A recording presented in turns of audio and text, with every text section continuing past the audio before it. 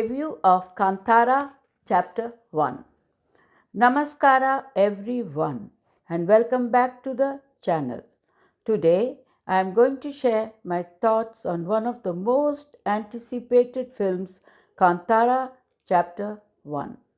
Now, the original Kantara created magic on screen with its blend of folklore, culture, and raw human emotion.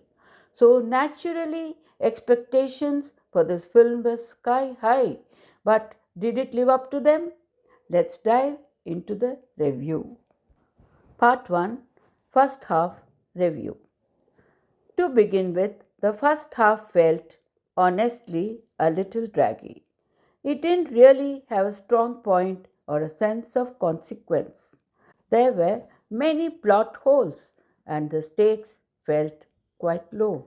We do see a love story developing, but it looks like it's heading towards disappointment rather than fulfillment.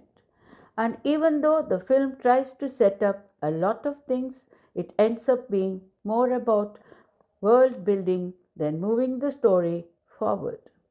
The kingdom, the king, and the overall setting are built up really well, but the entire first half felt more like laying the foundation of the world rather than pulling us into a gripping narrative. Part 2, Second Half Review. Now, coming to the second half, this is where the film really shines. It's a visual treat. There are some truly wonderful spectacles, and when I watched it in the theater, the energy was absolutely palpable. I even saw people folding their hands in prayer at certain scenes. That's how the powerful depiction of divinity was. The sequences were beautiful, but at times it felt like the film was trying to recreate the magic of the first Kantara. Maybe part of the issue was my own expectations. I had expected a lot more from this film than the first one. It's important to note that Chapter 1 doesn't have much connection with the first film in terms of continuity. Instead, this movie focuses more on the legend of the village of Kantara itself and how the gods interacted with people in those times. Part 3, Cultural Showcase. One of the highlights of this film is how beautifully it showcases tribal life, their fighting skills, their war cries, and guerrilla fighting techniques. It brings out a raw, authentic flavor that you don't often see in mainstream cinema. The culture and spirit of the primordial deity Shiva are explored through the lens of Tulunadu's breathtaking landscape. And if you know about Tulunadu, you know it has a deeply rooted tradition of Daiwa worship. In these traditions, the Daivas, the spirit deities, are seen as protectors of the land. Villagers believe they embody truth and justice, and once the Daiva has spoken, even kings would bow to its command. In Kantara Chapter 1, you can feel this reverence woven into the divine sequences, the chants, and the fight choreography. Rishabh Shetty's acting here is truly commendable. His movements, his expressions, his fight sequences, and especially the divine sequences bring out a different kind of energy on screen. Part 4, Antagonist and Story Issues. Now, talking about the antagonist, honestly, I felt it could have been better. It was quite obvious who the villain was.